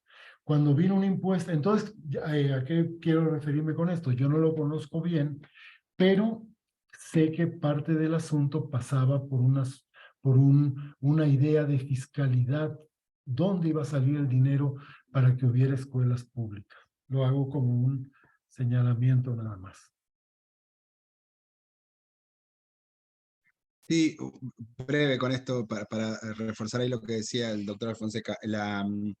La ley de 1858 establece que los fondos van a salir de los bienes que no tienen herederos. O sea, los bienes ab stato, se llamaba acá, son los bienes que como no tienen herederos, se los apropia el Estado y en función de la venta de esos terrenos, de esos bienes, se va a generar ese ingreso porque digo, en esta idea del aporte compartido, las comunidades aportan una parte, las municipalidades aportan una parte, y el Estado central aporta otro. Se supone que como tiene mayor caudal de ingresos el Estado provincial, digamos el Estado de Buenos Aires, es quien más aporta. Y lo que hace en el caso de Buenos Aires es justamente pensar en, bueno, aquellas comunidades que menos recursos tienen son a las que más debemos ayudar y son las que reciben más ayuda del Estado. Pero para poder recibir esa colaboración del Estado, primero la localidad tenía que crear una comisión de vecinos, juntar una parte del dinero, es decir, demostrarle al Estado que tenía interés en crear las escuelas. Que eso es algo que Sarmiento va a promover va a escribirle al juez de paz de todas las localidades y le va a preguntar, ¿tienen ganas ustedes de que haya una escuela ahí? ¿No? Entonces ahí va a comenzar todo el intercambio de cartas en las que muchas veces se arriba a un puerto y otras no, porque el problema que tienen muchas localidades es que algunos vecinos dicen, no queremos armar una comisión para eso. Y después lo otro es esto de la cuestión fiscal, es que muchos municipios empiezan a gravar algo que acá se llaman impuestos a los corrales. Entonces, aquellas casas que tengan corrales pagaban un impuesto, se grababa eso, y en función de eso la municipalidad podía recaudar dinero. El gran problema que va a haber acá, por lo menos, es que las municipalidades, por ejemplo, uno de los casos es Tandil, que yo hago referencia ahí en la ponencia, pero que no ahondo en eso, pero en la tesis sí, es que Tandil va a decir, nosotros necesitamos caminos, necesitamos mejoramiento de los puentes, no podemos destinar dinero a la escuela. Entonces el Estado le está pidiendo a Tandil que funde escuela y la municipalidad le dice no tenemos fondos, pues los fondos los estamos destinando a el mejoramiento de los caminos para tener mejor comunicación con las demás localidades. Entonces el Estado ahí no tiene respuesta. O sea, el Estado no manda dinero ni para una cosa ni para la otra. Entonces, la cuestión fiscal es un gran tema que está muy, muy interesante porque no se puede pensar la escuela sin el dinero ahí, en ese periodo, como hoy.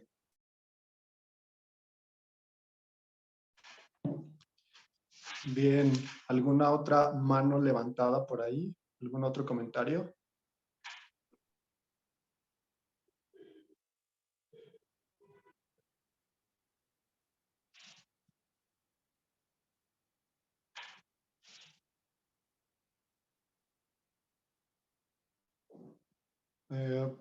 Mira, Eugenia, adelante.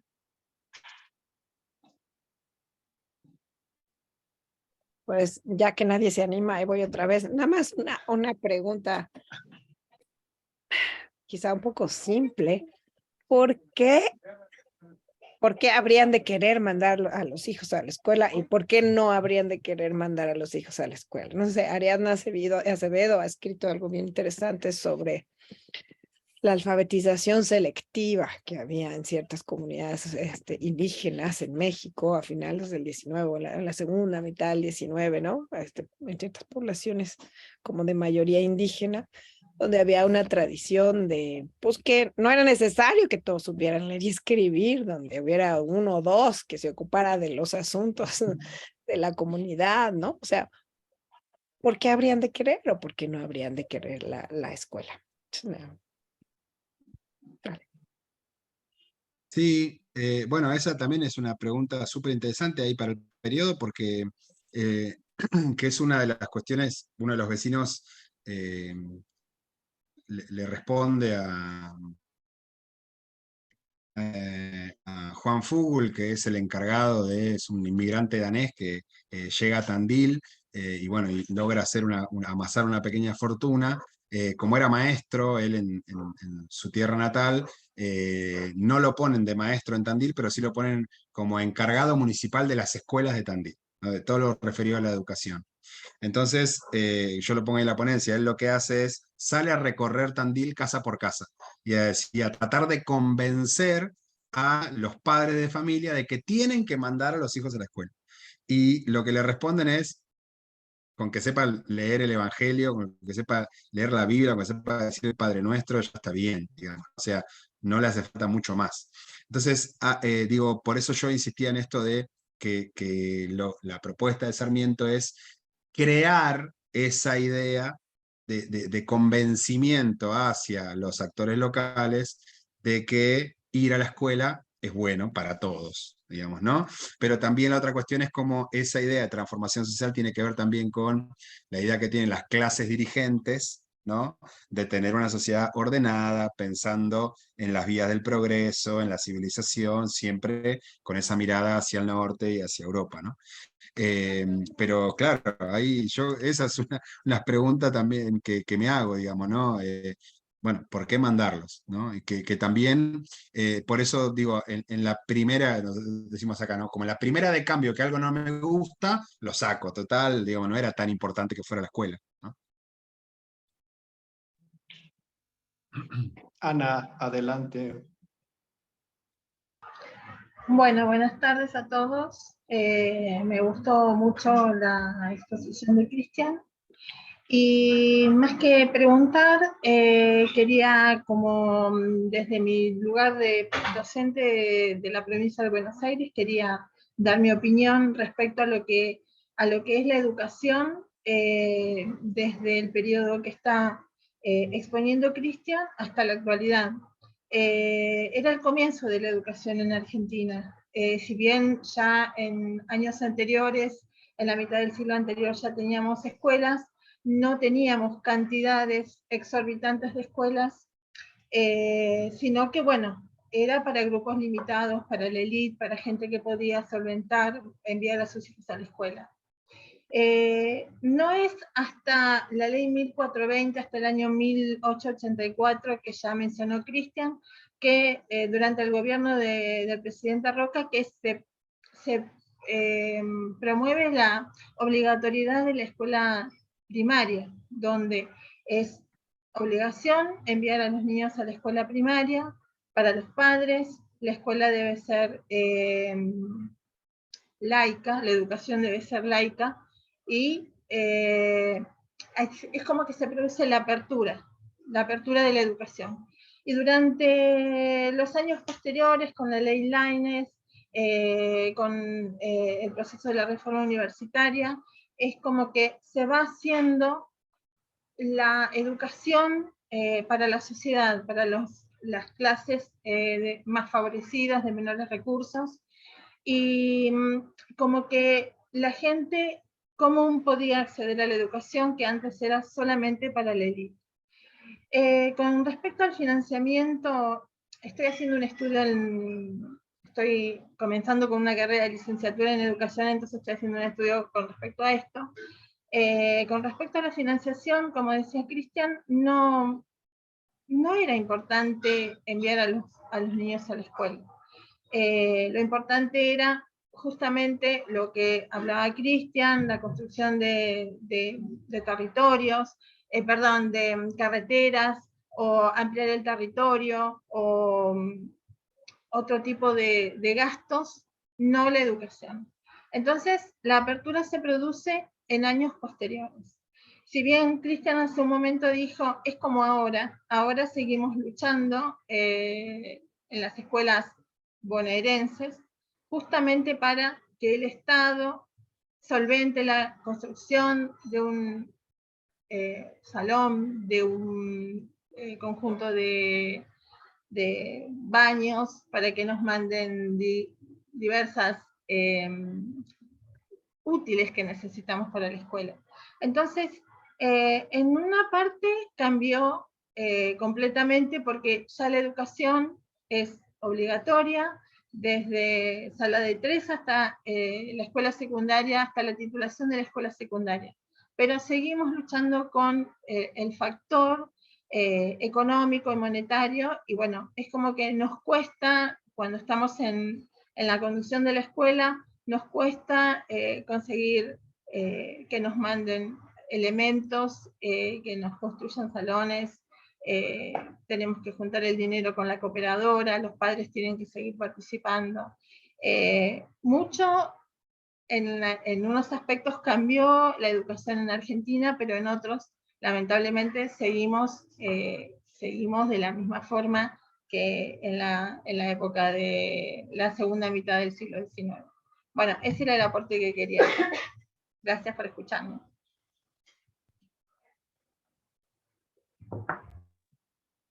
Adelante, Cristian. Sí, en relación a esto que decía Ana, incluso la obligatoriedad de la educación de la ley de 1884 no va a ser, digamos, la salvación, o va a ser la solución al problema de la asistencia de clases. Incluso, ya que haciendo una simplificación, digo, saltando a hoy, hoy acá en Argentina y sobre todo en la provincia de Buenos Aires está en discusión el régimen de asistencia, digo, ¿no?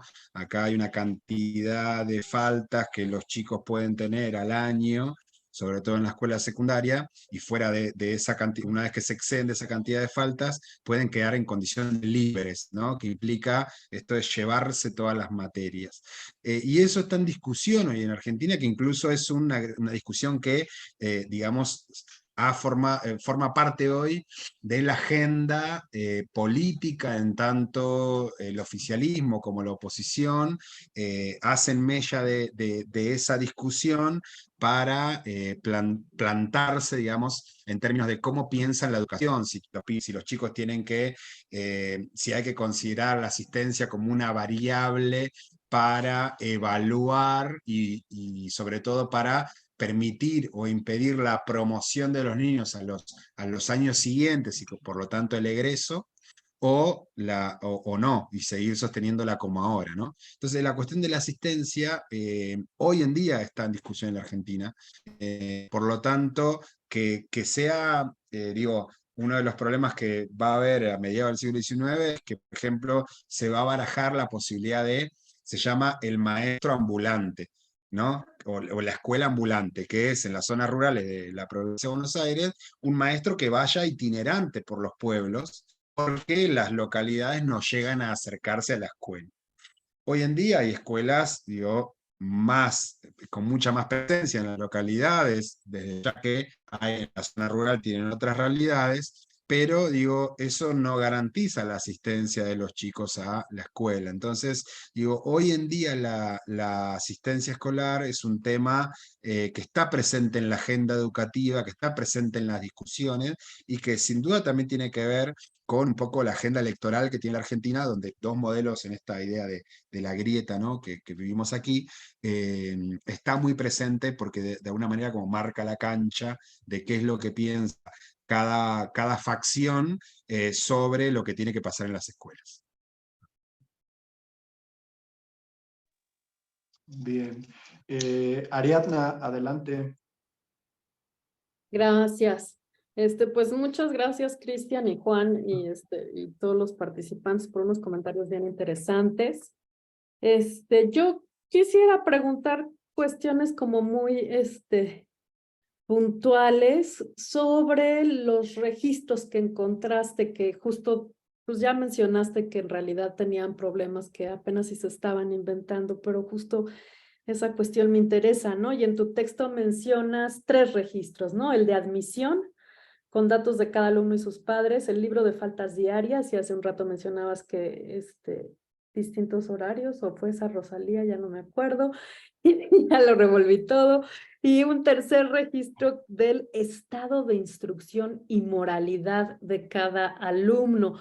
Ahora bien, esto es lo que se proponían, ¿no?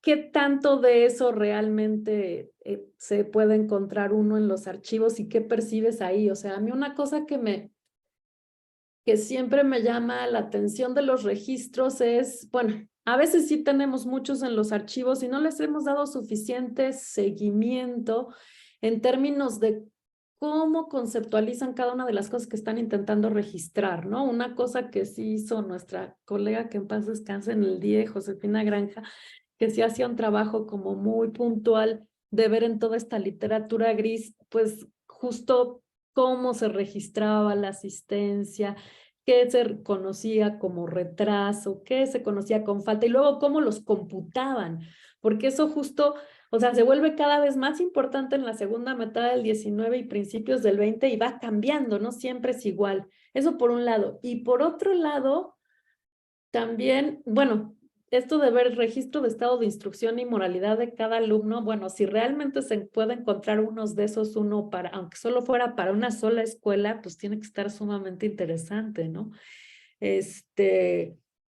Y bueno, yo lo que he trabajado en escuelas de este periodo para México, no había ningún registro todavía a finales del 19 que dedicaran mucho espacio a cada niño, sino solamente en listados, ¿sí? Aparecía el nombre y podía aparecer calificaciones, ándale, como la que estás mostrando tú ahí. Pero digamos que no existían todavía expedientes individuales, ¿no? De este es fulanito, etcétera. Entonces, nada más, ya que estoy viendo, cuéntanos lo que nos estás mostrando.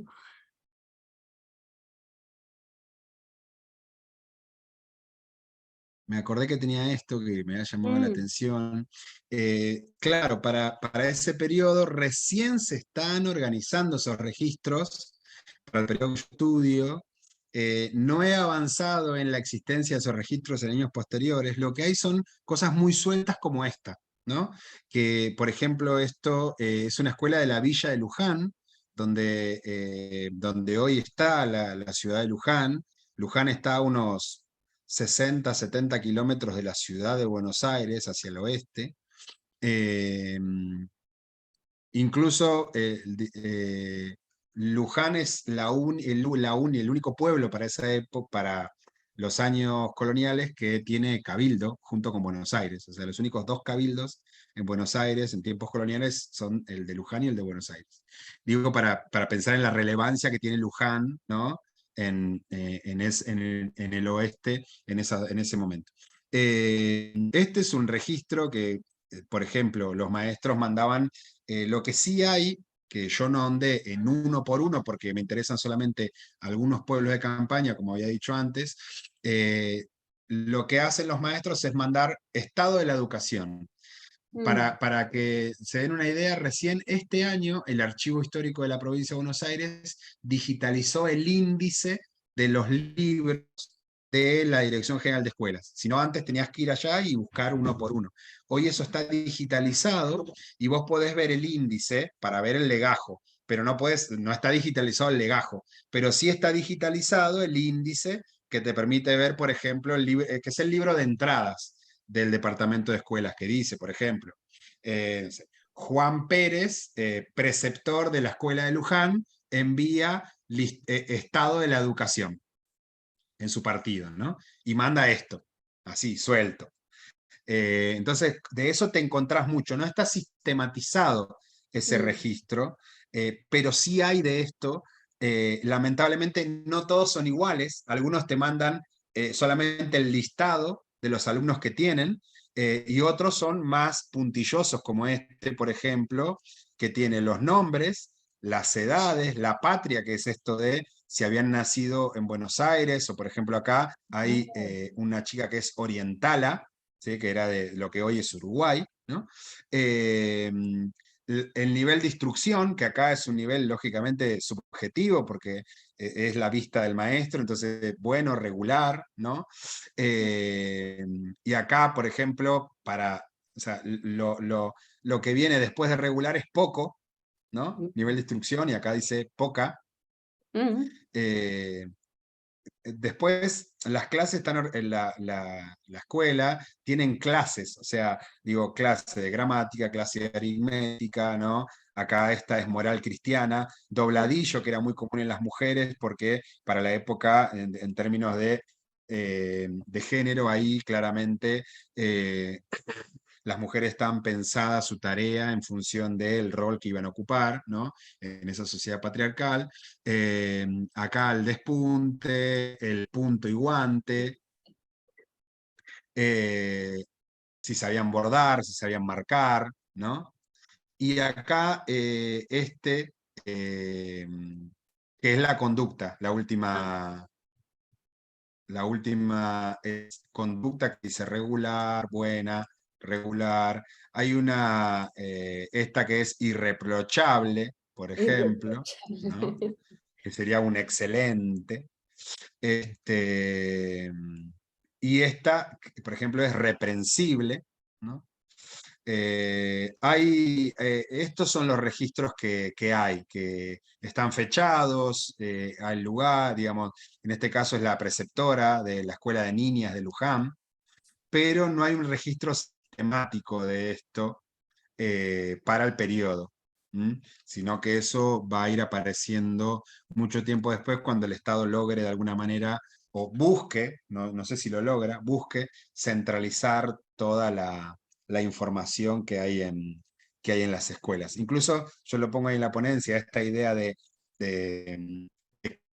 información no es algo que se le ocurre solo a Sarmiento, ya en los tiempos anteriores, postrevolucionarios, surge esa idea, pero nadie le presta atención, digamos, los problemas acuciantes son otros y nadie se pone a relevar qué pasa en las escuelas. Pero bueno, esto como ejemplo, ahora que vos mencionaste esto, me acordé que tenía esta imagen por ahí. No, está muy bonito el registro, muchas gracias. ¿Alguna otra pregunta, algún otro comentario ya para ir tal vez cerrando? Nada más. Y una cosita pequeñita. Adelante. Ay, bueno, está hermoso ese documento que nos enseñaste. Fíjate que yo revisé algunos en México, pero este tiene una precisión muy, muy valiosa, porque va marcando las materias. Acá lo que sí veíamos es que ponían más especificidad en cuanto a los niños, por ejemplo, perezoso, platicador, cositas así le ponían, que se me hacía muy curioso que pusieran como parte de cómo es ese niño, cómo se desenvuelve en la clase o en el aula o en la escuela. ¿Sí? Pero bueno, me encantó el documento, nada más. Muchas gracias.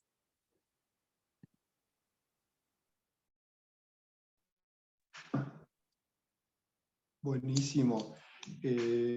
Cristian, no sé si quieras comentar algo más, por ahí te están dejando algunos comentarios también en el chat y algo de bibliografía, me parece, por si quieres recuperarlos.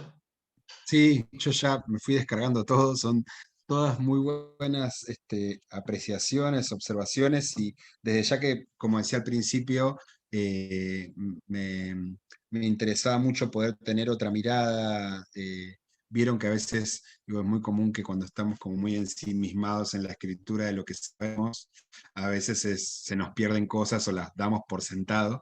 Entonces está bueno poder con otros ojos ir construyendo, ir en cómo hacerlo mejor, ¿no? Cómo poder brindar mejor información, cómo poder hacer un trabajo más riguroso, siempre también considerando las limitaciones que tenemos, digamos, sobre todo pensando, yo digo, pensando en el trabajo de licenciatura, sería muy difícil pensar en ir a cada uno de los partidos que antes eran de la campaña, sobre todo porque, primero porque sería sumir mucho tiempo, presupuesto, etcétera, pero además lo otro es que no todos esos poblados tienen la conservación del archivo de aquel periodo. Entonces eso se hace muy difícil poder tener un registro, digamos, que permita un mayor y en términos cualitativos mejor entrecruzamiento de fuentes, ¿no? Porque también pasa esto, digo, yo pensaba en esto que decía Juan, por ejemplo, podría entrecruzarlo con los periódicos, pero en los periódicos se escribe Sarmiento y escriben los amigos de Sarmiento. Entonces es muy difícil poder escapar a esas voces, porque son las voces que predominan para el periodo en relación a estos temas, que son los que manejan, son los que quieren manejar además. Entonces es muy difícil poder encontrar otros registros. Por eso yo decía esto de que el fondo del Departamento de Escuelas tiene todas las notas. Por ejemplo, lo que pasa con Milburg, yo lo encontré ahí en el fondo del Departamento de Escuela. Primero me encontré con el caso de Milburg en Anales, ¿no?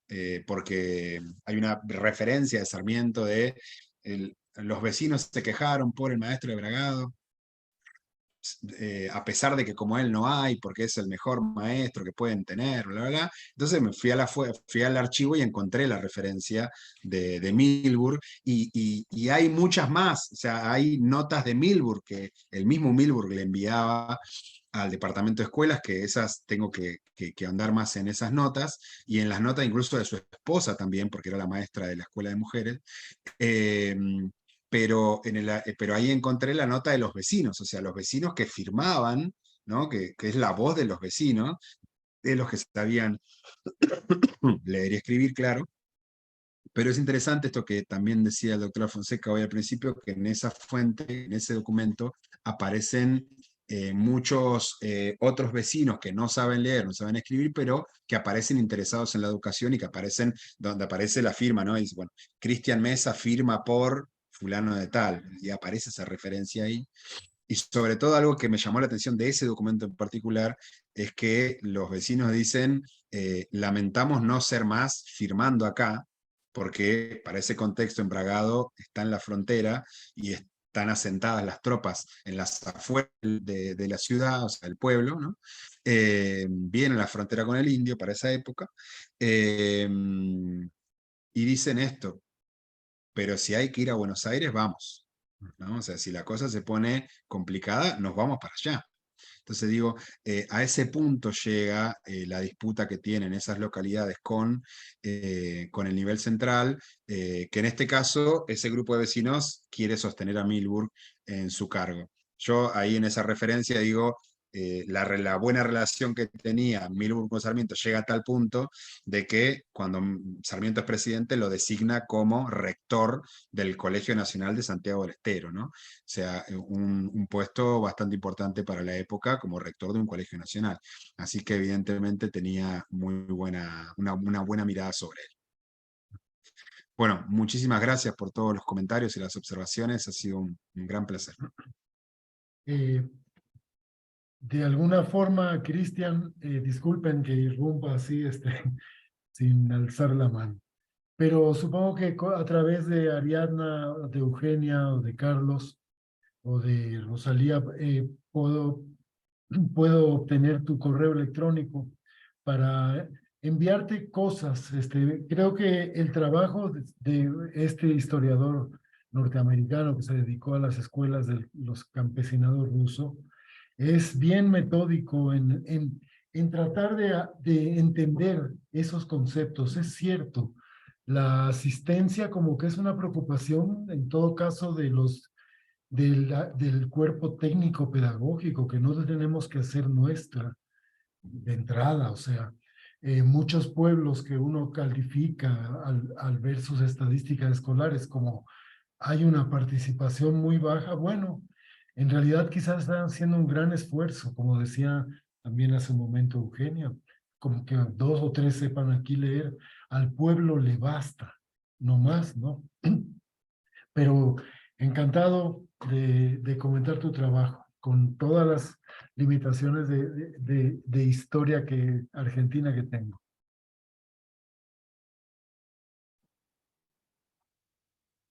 Gracias, pues gracias yo creo que ya vamos a ir cerrando, según veo en los comentarios, entonces que toca agradecer a Cristian Mesa por compartirnos su trabajo, al doctor Juan Alfonseca por sus comentarios y a todas y todos ustedes por sus lecturas, sus comentarios, su participación. Y nada, resta que invitarlos a la próxima sesión del seminario que está programada para el 18 de abril, si no me equivoco. Esa, no sé, también es virtual tal vez. No sé si Ariadna o alguien de los organizadores quiera decir una última palabra para cerrar.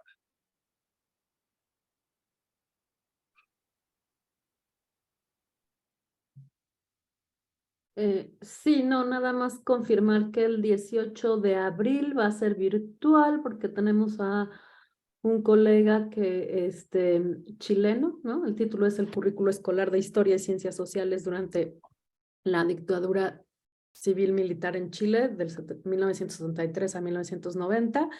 Y vamos a tener a Pablo Pino para comentar, entonces va a estar bien interesante, yo creo, están todos invitados. 18 de abril.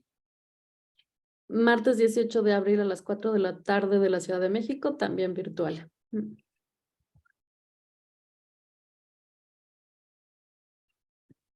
Y nada más, muchísimas gracias a todos. Saludo, Carlos. Bueno, muchas gracias a todos. Saludos, buena tarde. Rosalía, Buena tarde. Ariadna, Luego. Cristian, Saludos a todos. todos. Juan, Gracias Cristian. gracias por tus Muchas comentarios, gracias. Juan. Ok, suerte. Hasta luego. Gracias, Gracias a todos, chao. Eugenia, a todos, gracias.